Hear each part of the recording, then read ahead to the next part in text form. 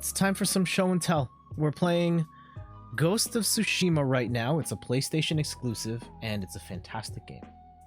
And I wanted to take the opportunity to talk about some other PlayStation games. And for me, we're going to go and talk about the PlayStation 3, because this was the first PlayStation I ever owned. I completely missed out on PlayStation 1 and 2.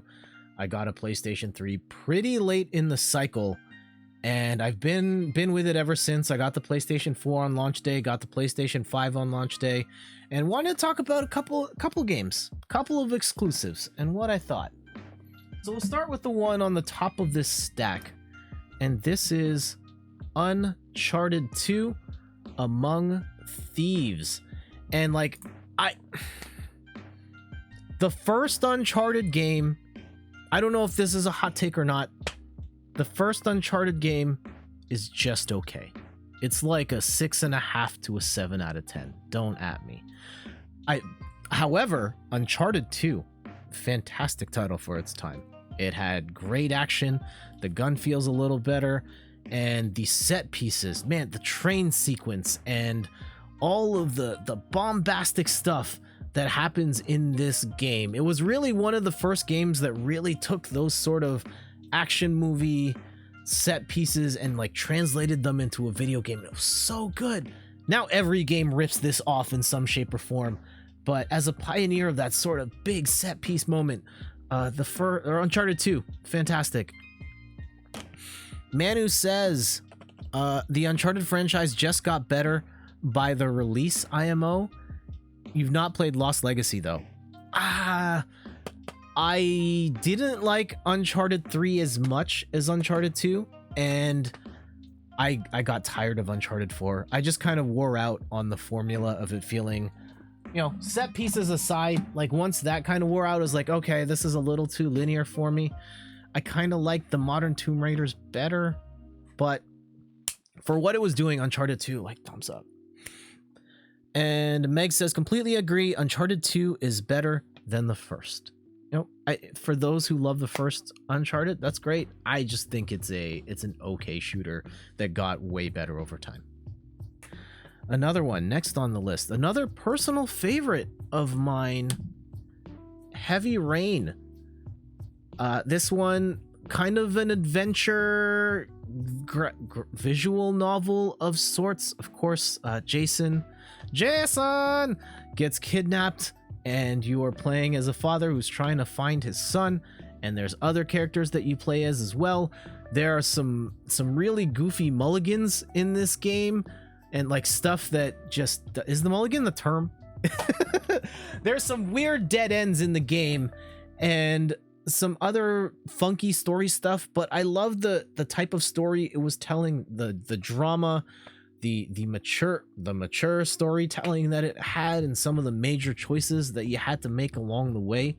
I still think to one of the first challenges that Ethan has to go through, where he gets challenged to chop off a finger, and you know, you could just simply walk away, or you can use all the objects in the room, and you can do them in any order. Well, not in any order, but you could take the objects to kind of nullify the pain, to make the pain of chopping your finger not as bad.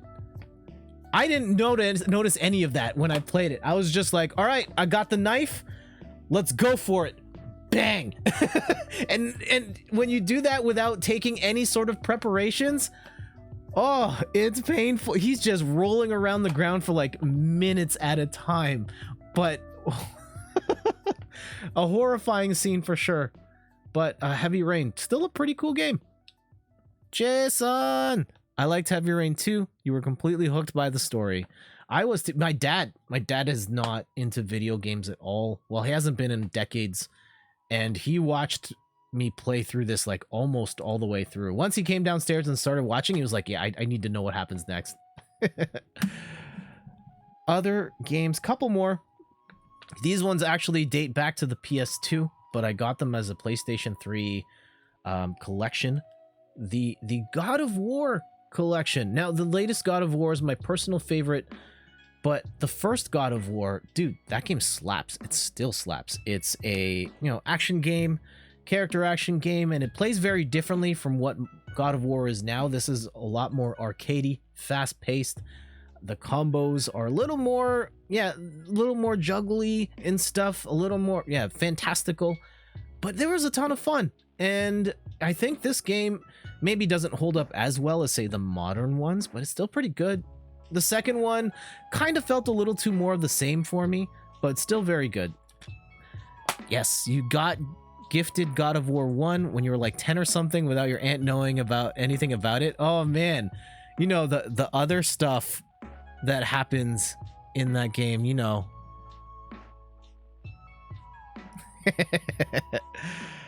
Oh, TV's yeah. Few more. I don't want to end this on a down note, so we're gonna go with this next one. This is actually the first game that I got for my PlayStation. I bought my PlayStation at Fan Expo. They had a deal. It was a bundle with Uncharted 1 and this game, Little Big Planet. I know this is sealed. This is Steph's copy of the game.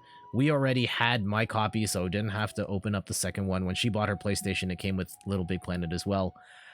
I was excited to play this because of the whole make your own levels thing, and it looked gorgeous.